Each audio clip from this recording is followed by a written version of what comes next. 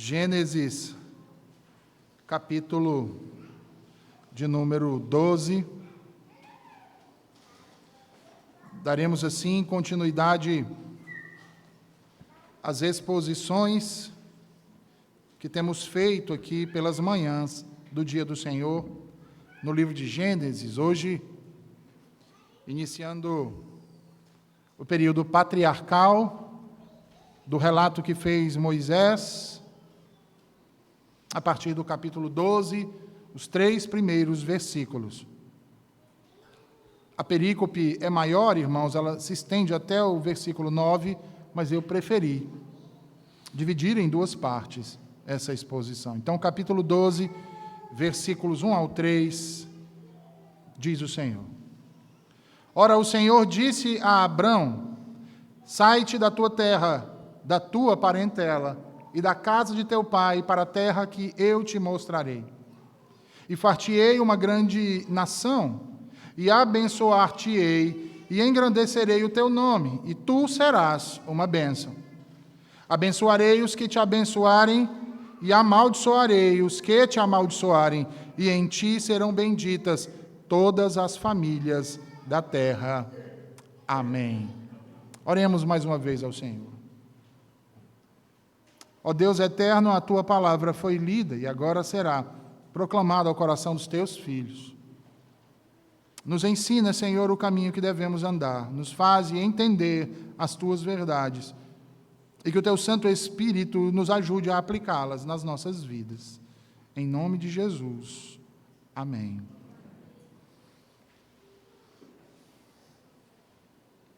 O capítulo 11, como anteriormente vimos, serve como uma ponte entre as 2 eras que são narradas aqui nesses primeiros capítulos do livro de Gênesis. O capítulo 11 liga a era primeva, como nós falamos, à chamada era dos patriarcas. E Moisés faz isso se utilizando de genealogias. Ele se utiliza da genealogia de Sem, que culmina com a genealogia de Terá, pai de Abraão, o patriarca de Israel. É ali que se inicia a história de Abrão, cujo nome se tornou famoso em toda a Escritura. E como vimos anteriormente, este Abrão era filho de um homem chamado Terá, que por sua vez era filho de Éber, filho de Sem, filho de Noé, e Noé de Sete, e Sete, filho de Adão. Sua terra natal era Ur dos Caldeus, uma cidade situada ao sul da Mesopotâmia, mas habitou com seus pais também na cidade de Harã. Este homem, Abrão, era casado com Sarai, sua meia-irmã por parte de pai, e eles não tinham filhos. Sua religião era a mesma de seus pais, e estes eram pagãos, adoravam o deus Sim e principalmente a deusa Nana, divindades lunares. Abrão era um astrólogo, um adorador de deuses estranhos, de falsos deuses. Toda a sua família estava mergulhada na idolatria, na escuridão, no engano, antes de ser chamado por Deus, assim como muitos de nós outrora. Percebam que isso, então, nos revela como a semente santa, mais uma vez, havia também se corrompido, tornando-se idólatra. No entanto, ela não estava perdida, porque o verdadeiro conhecimento de Deus não havia desaparecido da face da terra, mas havia sido mantido restrito a poucas pessoas, das quais Abraão se tornaria uma delas. Sendo assim, para que se cumprisse o santo propósito de Deus quanto à eleição, Deus chama o pagão Abrão de sua terra e do meio de sua parentela para uma terra que ele, o Senhor, lhe mostraria, como podemos ver nos primeiros versículos que lemos ainda há pouco, e eu os convido a novamente ler agora. Versículo 1 Disse o Senhor a Abrão: sai da tua terra, da tua parentela e da casa de teu pai, e vai para a terra que eu te mostrarei. Observem aí que o versículo 1, Deus fala a Abraão, e de acordo com Estevão, em Atos capítulo 7, versículos 2 e 3, Abraão é chamado por Deus quando ainda habitava em Ur dos caldeus. De acordo com ele, Deus aparece a Abraão ali. E parem para pensar um pouco nisso, irmãos. Estevão diz que o Deus da glória, o único Deus vivo e verdadeiro, apareceu a Abraão e lhe deu uma ordem, seguida de uma promessa. A pergunta, então, que surge para nós a partir disso é: que ordem deu o Senhor a Abraão? Ora, a ordem que Deus dá a Abraão é que ele deveria deixar tudo, absolutamente tudo. Ele deveria deixar seu país, ele deveria deixar seus parentes, ele deveria deixar a casa de seu pai e seguir o Senhor para a terra que ele, o Senhor, lhe mostraria. E vejam, meus irmãos, que não havia nada em Abrão que justificasse tal escolha por parte de Deus, senão tão somente o santo e sábio conselho do próprio Deus. Pois nada havia nele, Abraão, que o fizesse digno de tão nobre chamado por parte de Deus, como nós pudemos constatar ainda há pouco, quando nos lembrávamos quem era Abrão antes do chamado do Senhor. Ora, ele era um pecador, sem filhos, que adorava falsos deuses, um tipo de adivinho que guiava a sua vida pela observação dos astros. No entanto, para que se cumprisse o propósito de Deus na eleição, Deus o chama e ordena: sai da tua terra, Abraão, da tua parentela, da casa de teu pai, e vai para a terra que te mostrarei.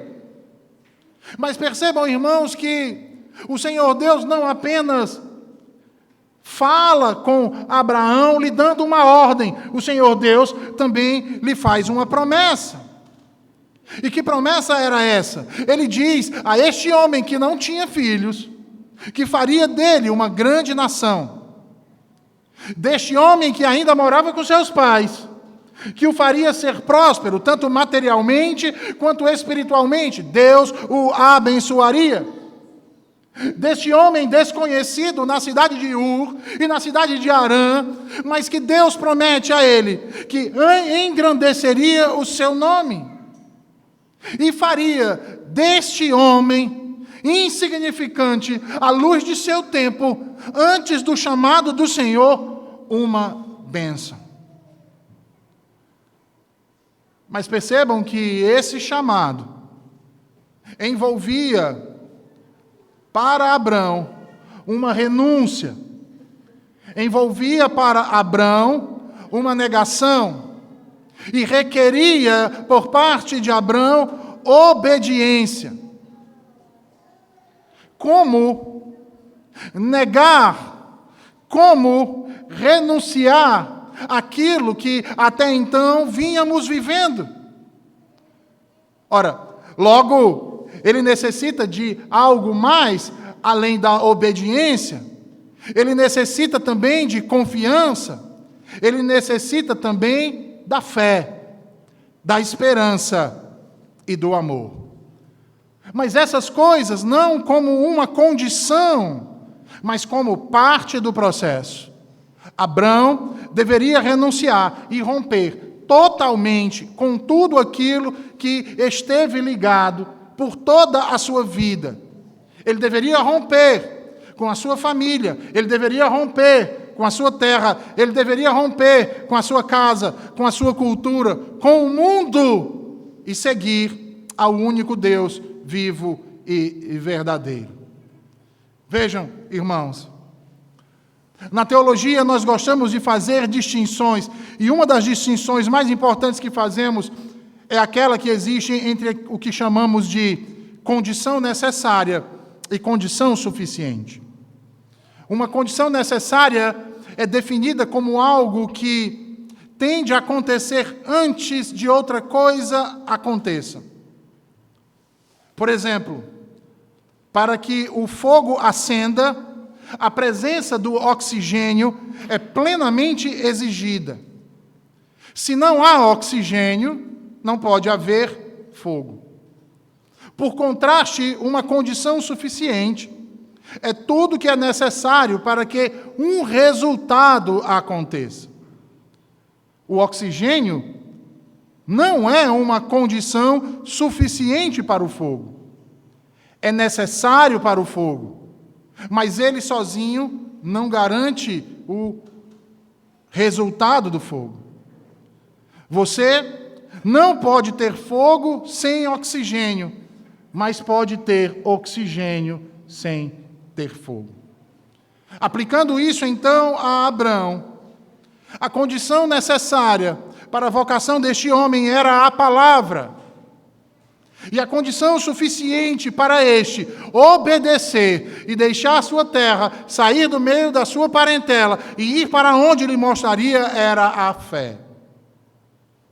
Abraão não poderia crer se antes não tivesse lhe falado o Senhor, se antes não tivesse lhe chamado o Senhor, pois, como diz a Escritura, a fé vem pelo ouvir, o ouvir a palavra de Deus. Somente assim, então, o homem pode mudar sua vida de um modo radical. Somente então, o homem pode convergir do caminho que está trilhando para outro completamente oposto e diferente.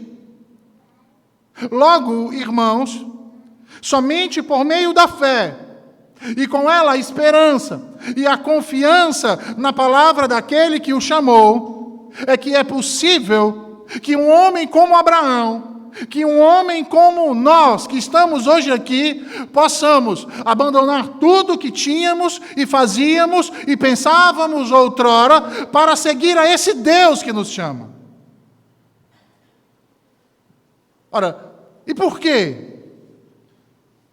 Ora, porque a fé, diz a Escritura, é a certeza de coisas que se esperam, a convicção de fatos que se não veem. Quando a Bíblia diz que a fé é a certeza de coisas que se esperam, ela está falando de algo que tem consistência, ela está se referindo a algo que é importante, algo que possui um valor extremo, cuja implicação, a confiança, comunica a essência daquilo que nós chamamos de esperança. Portanto, nessa esperança, ele, Abraão, deixa sua terra. Porém, ainda não a sua parentela.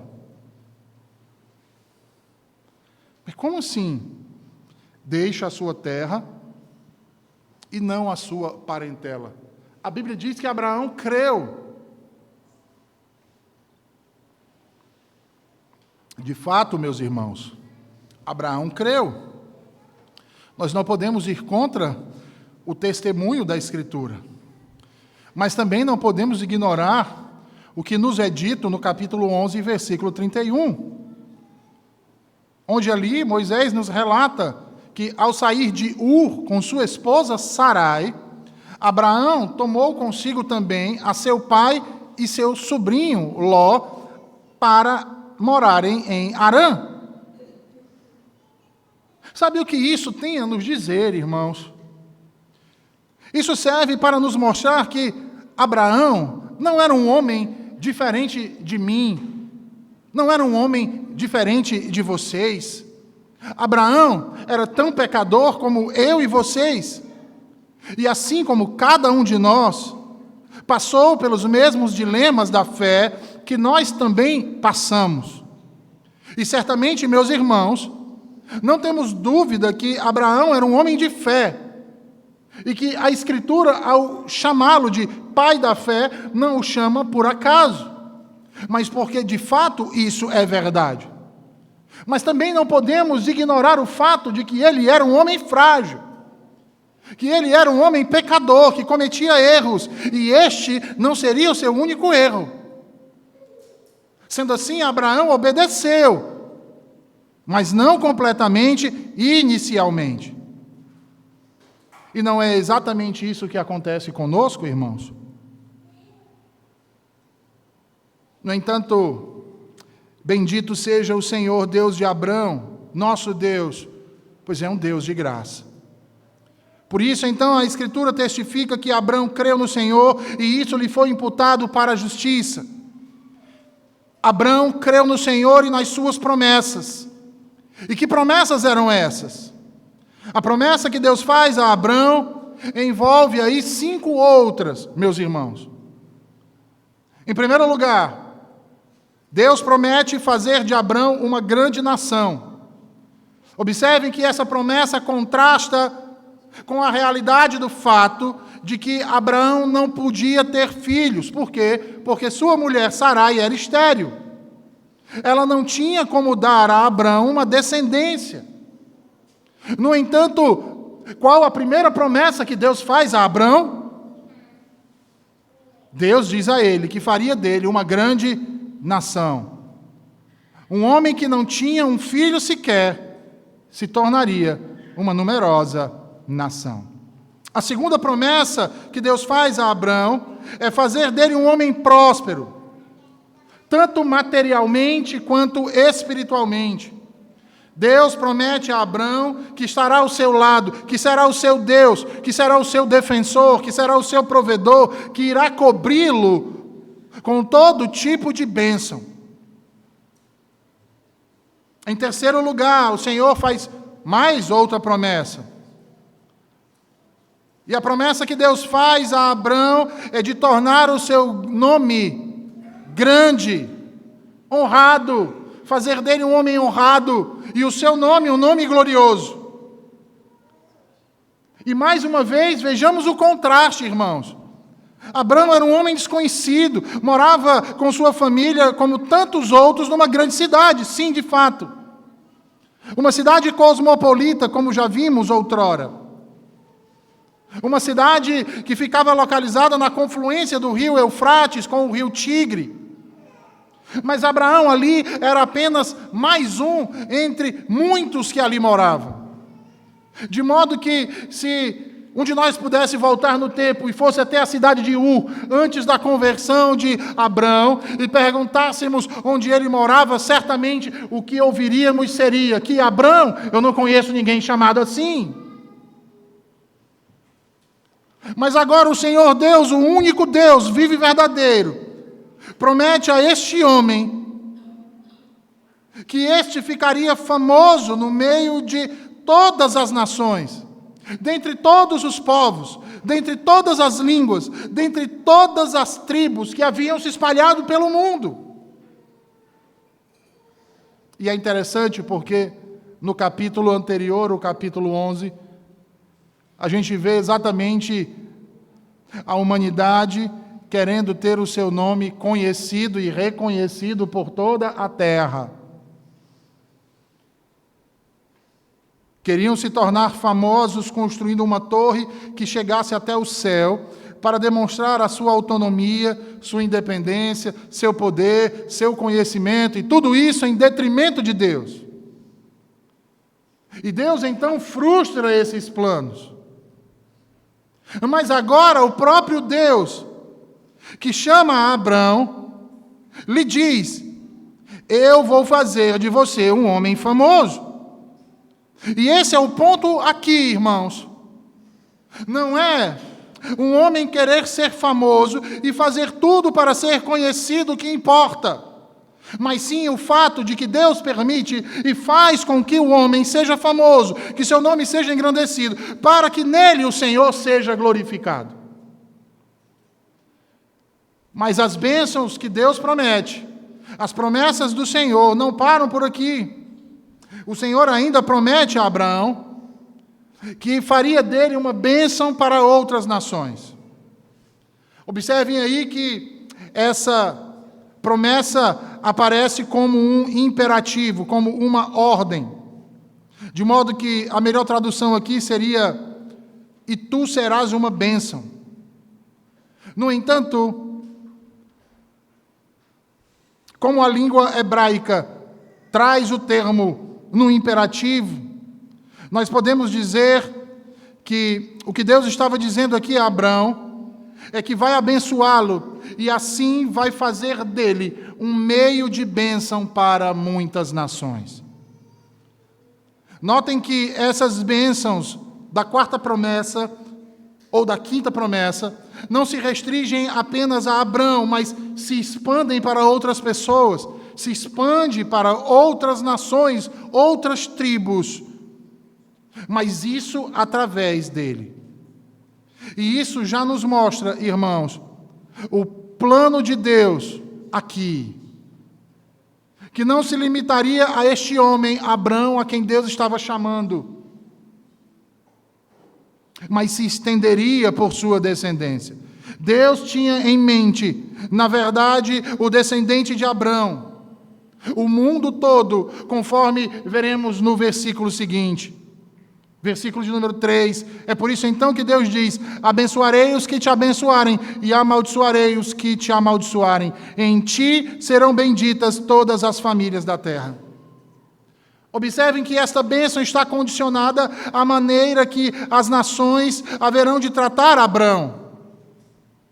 E aqui é como se Deus dissesse: Abraão, todas as famílias da terra serão abençoadas por meio de ti. Isto é, eu abençoarei aquelas que te abençoarem, aquelas que reconhecerem que tu és o meu ungido, que tu és o meu eleito, que tu és o portador das minhas promessas, que tu és o pai do Messias, daquele que eu havia prometido, que virá no tempo da descendência da mulher e que pisará a cabeça da serpente. Aqueles que crerem nisso, eu os abençoarei com as mesmas bênçãos que derramei sobre ti. Ora, meus irmãos, Abraão sinceramente abraçou a causa de Deus. E sendo assim, Deus então promete se interessar pelas causas dele. Ele promete ser um amigo dos seus amigos. Considerando aquilo que fizeram a Abraão como feitos a ele mesmo, o Senhor se compromete a recompensá-los adequadamente. Deus se compromete que irá cuidar para que ninguém perca nada no longo do caminho, que nenhum bem que haja feito pelo seu povo, até mesmo um copo de água fria, seria recompensado. No entanto, Deus também promete manifestar-se contra os seus inimigos, aqueles que odiariam e amaldiçoariam o próprio Abraão. Mas embora as suas maldições não pudessem ferir a Abraão, a justa maldição de Deus certamente os arruinaria. E eis, meus irmãos, aqui uma boa razão pela qual nós devemos abençoar aqueles que nos amaldiçoam. Por quê? É suficiente essa promessa que Deus faz a Abraão e a toda a sua descendência. Descendência essa pela fé e não pelo sangue. Sendo assim, podemos dizer que a bênção de Deus sobre as famílias da terra é condicionada à atitude das pessoas, dos indivíduos para com Abraão e o seu descendente. Aqueles que reconhecessem Abraão e o seu descendente, Cristo Jesus, serão abençoados com as bênçãos de Abraão.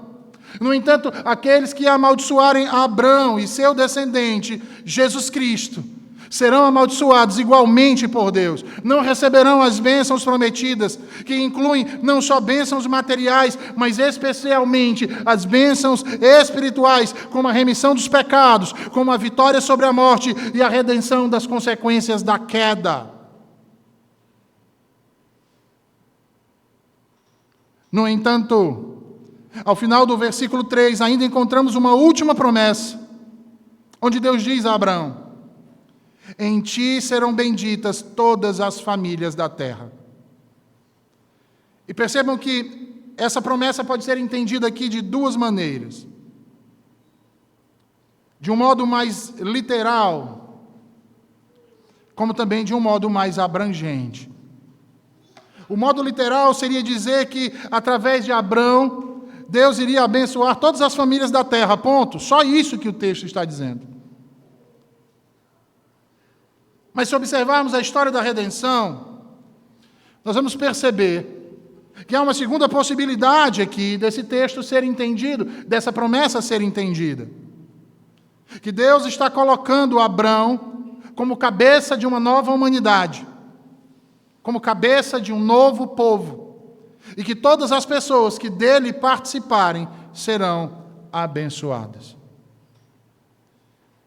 E, meus irmãos, nós não precisamos escolher entre uma ou outra interpretação. Ambas se coadunam perfeitamente. Porque o ponto aqui é que Deus iria abençoar Abrão, mas que em Abrão, ou seja, por meio dele, todas as famílias da terra seriam abençoadas. Há uma promessa messiânica aqui, ainda que velada e discreta. Porém, basta considerar a história da redenção para entender que o que Deus está dizendo aqui, de Abrão virá aquele a quem Deus abençoará todas as famílias da terra, todas as nações. Essa promessa trata-se da promessa universal de salvação na pessoa do unigênito Filho de Deus, Jesus Cristo. Porque é somente por meio de Cristo que os homens de todas as nações podem receber o perdão dos pecados e serem reconciliados por Deus. Não há outra forma, não há outro meio, irmãos.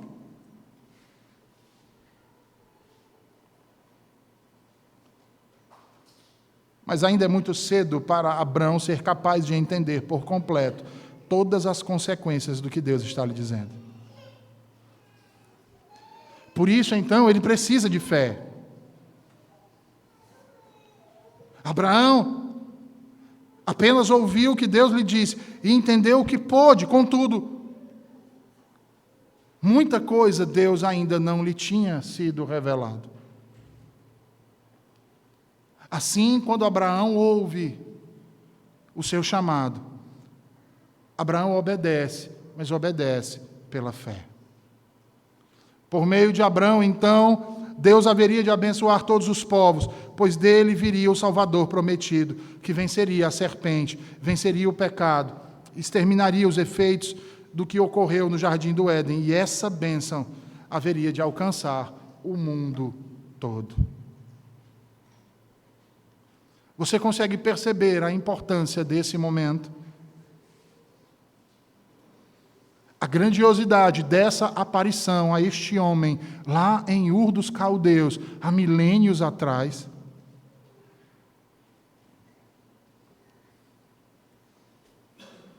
Deus revelando seu plano que começou lá no Jardim do Éden. Quando em Gênesis 3,15 disse que da descendência da mulher viria alguém que esmagaria a cabeça da serpente. Mais uma vez, aqui e agora, em Gênesis 12, versículos 1 a 3, esse plano de Deus, essa promessa adquire uma nova conotação, ela avança a um nível mais excelente.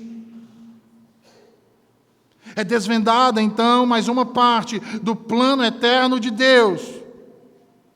Os descendentes de Sete, que eram portadores da promessa, seriam constituídos em uma nação, farei de ti uma grande nação. Essa nação seria composta daquele homem que não tinha filhos, aquele pagão chamado Abrão. E Deus haveria de abençoar os descendentes dele, que ainda nem existiam. E por meio deles alcançaria o mundo todo, pois daquela nação viria aquele que venceria o mal, e essa bênção seria estendida a todos os habitantes da terra. Nesses versículos, portanto, meus irmãos, temos a revelação mais clara do plano eterno de Deus. Temos a revelação maior até aqui do livro de Gênesis. do plano que foi proclamado lá no Jardim do Éden, depois que o primeiro casal caiu. E esse plano consistia no chamado de uma pessoa, a constituição de uma nação, a promessa de garantia de um descendente que viria para esmagar a cabeça da serpente. E, por fim, o mundo todo seria abençoado.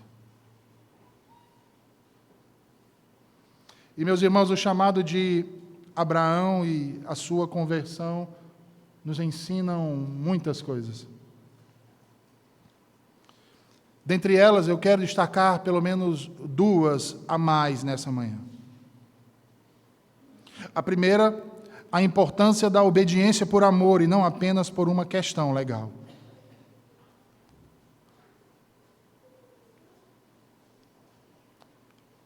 Como dizia Spurgeon, o homem que espera até achar mais fácil suportar o jugo da obediência é como um lenhador que achou seu fardo de madeira pesado demais para o seu ombro ocioso. Ele então, o colocando no chão, junta mais madeira e acrescenta aquele fardo, e então ele tenta novamente carregá-la, mas achando que ainda era uma carga difícil demais para carregar, ele repete a experiência de empilhar mais e mais, na vã esperança de que aos poucos esta carga pudesse ter um formato mais adequado para os seus ombros. Que tolice, meus irmãos, é continuar adicionando pecado sobre pecado, aumentando a dureza de nossos corações e a distância entre a alma e Cristo, enquanto sonha o tempo todo e eternamente com a hora encantada, em que será mais fácil ceder ao chamado divino e abandonar sua vida de pecado. Deus tem nos chamado, como chamou a Abraão, para abandonarmos a vida pregressa e vivermos em novidade de vida, tão somente pela fé, para nos apropriarmos dessas bênçãos, dessas promessas, que não nos estão distantes. Mas o que temos feito? Em quem temos confiado? No que temos colocado a nossa esperança? Até quando, irmãos, permaneceremos assim? Deus nos chamará e faremos ouvidos surdos? Nos confiaremos em nossa moral perante os homens, mas e a moral perante Deus? Será que nós só conseguimos olhar para as misericórdias de Deus, que se renovam a cada manhã nas nossas vidas, como diz a sua palavra, como uma série de oportunidades para que continuemos a multiplicar as nossas transgressões? Até quando resistiremos ao Espírito de Deus? Até quando rejeitaremos as suas promessas?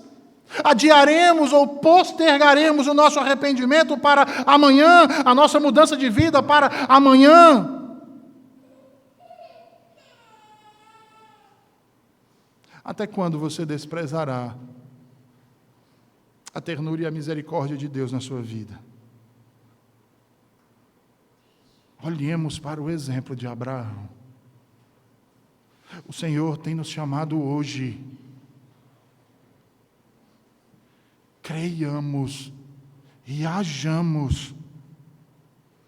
Obedeçamos a esse chamado pela fé. Mas façamos isso como Ele o fez. Não por medo, mas por amor, Por quê? Porque o medo passa, irmãos, mas o amor sempre permanece. Em segundo lugar, esteja disposto a abrir mão de tudo por Cristo. E essa é uma tarefa certamente muito difícil. Muito difícil, principalmente quando os nossos corações estão ligados demais à família, à casa, a trabalho.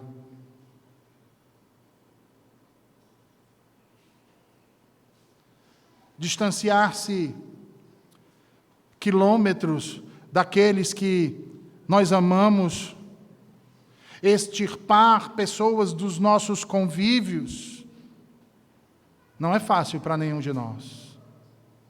Certamente não foi fácil para Abrão. No entanto, quando chamados por Deus, devemos estar dispostos a nos separar desta geração perversa.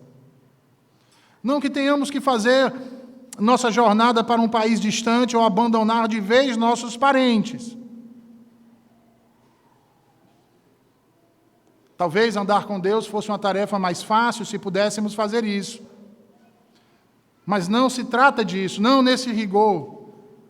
Pois nosso chamado é para sermos separados dos pecadores e ainda assim viver entre eles, porém sendo estrangeiros e peregrinos em suas cidades e lares, não como parte deles. Meus irmãos, devemos ser separados em caráter daqueles com quem temos sido chamados para trabalhar e conviver. E isso, eu lhes digo, não é uma das tarefas mais fáceis que podemos fazer.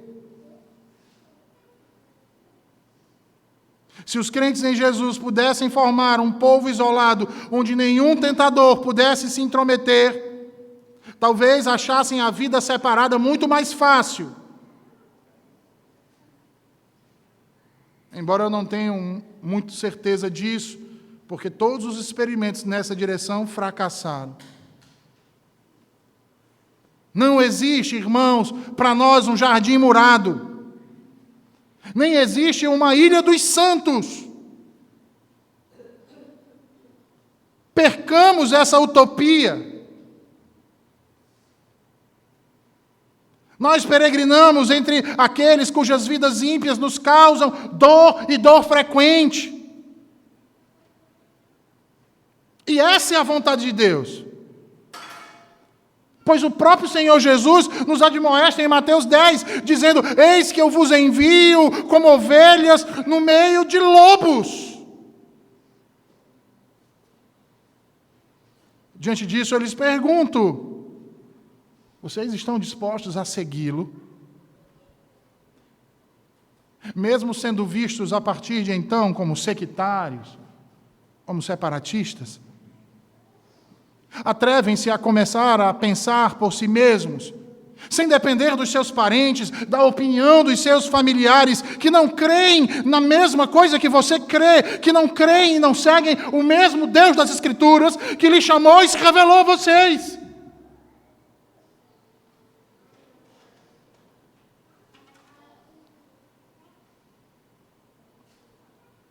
Estão dispostos a fazer isso? Ou preferem continuar temendo a estes e acolhendo os seus conselhos?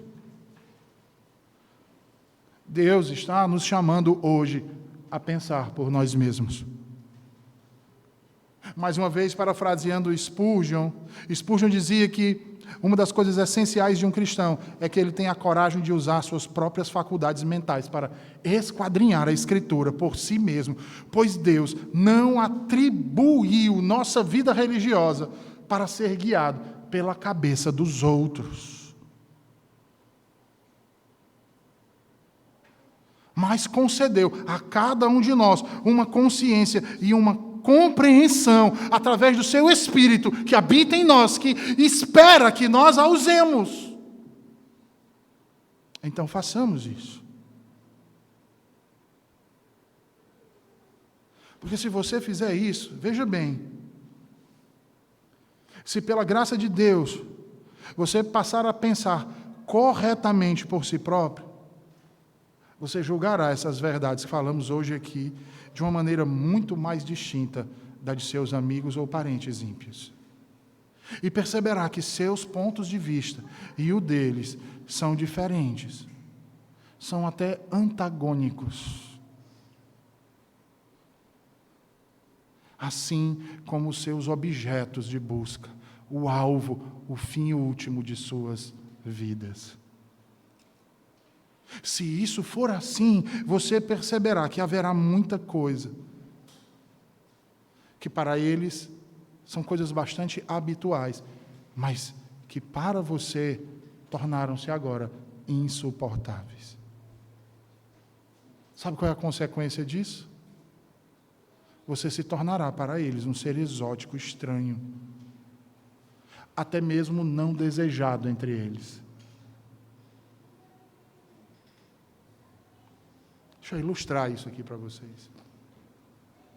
Os judeus em todas as épocas foram muito diferentes de outras nações. E embora outras raças tenham se tornado permanentemente unidas, o povo judeu sempre foi uma só família. Embora agora ainda tenham muitos residindo em várias nações, ainda continuam sendo um povo que habita só e que não é reputado juntamente com as nações onde vivem. Já prestaram atenção nisso? Se moram no Brasil, ele não é brasileiro, ele é um judeu. Se mora na Alemanha, ele não é um alemão, ele é um judeu. Se mora nos Estados Unidos, ele não é um estadunidense, ele é um judeu. Em qualquer lugar que eles habitarem no mundo, eles vão ser sempre vistos como um só. Nós, cristãos, deveríamos ser igualmente distintos. Mas não pelas questões culturais, não pela comida, pela bebida, pelo modo de nos vestir, ou pelos dias santos, mas tão somente por nossa fé, por nossa piedade, por nosso amor e por nossa santidade de vida. Devemos ser peregrinos e estrangeiros na terra em que estamos. E mais uma vez, parafraseando aqui Spurgeon, não somos comerciantes residentes na feira das vaidades deste mundo. Passamos por ela, visto que fica no caminho para casa, mas não nos sentimos à vontade nela e não podemos descansar em nenhuma de suas tendas. E sabe por quê?